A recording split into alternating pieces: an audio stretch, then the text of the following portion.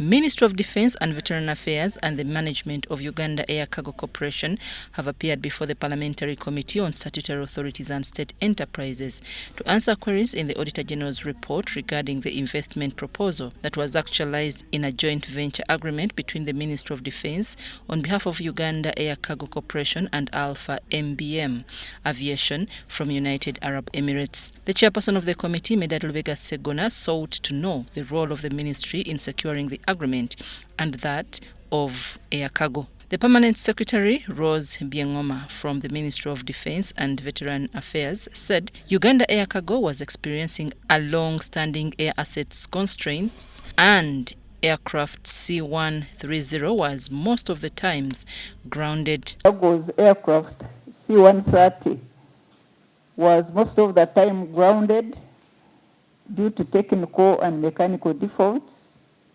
which made it unreliable for the transportation of troops and equipment. Joint venture through MBM proposed to bring 7 aircrafts, and they were supposed to start with 2 of them. Although the agreement was signed on 22nd May 2024, the joint venture was incorporated on 28th March 2025, and members of the committee interrogated officials to tell them what caused the delay. I want to know why it took you a year. It is an important industry we are dealing with. The Minister for Defence and Veteran Affairs, Jacob Oboth, told the committee that the ministry was not ready. Although the partners were ready, there were a lot of bureaucracies. That our partners were ready right from the word go. And for us, as ministry and Uganda Air Cargo, we failed on our part. Okay. You breached. And I take, we did not have had to demonstrate the ability. And they brought an aircraft in Entebbe before all this. So some ad hoc way of working was taking place. Oboth said there are 2 critical documents in the legal framework with agreed areas made on 22nd May 2024 that culminated into the special purpose vehicle, the joint venture agreement made on 28th March 2025. The committee is to do the audit. You should be able to do the audit between that incorporated joint venture, not the memorandum, which was a policy document giving a framework for the operation of the joint venture.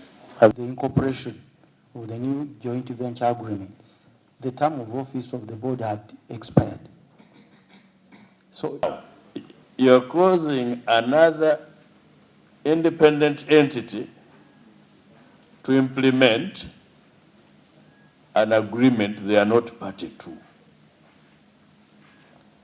That explains the grumbling between the would-be parties. Executed by the ministry at a policy level.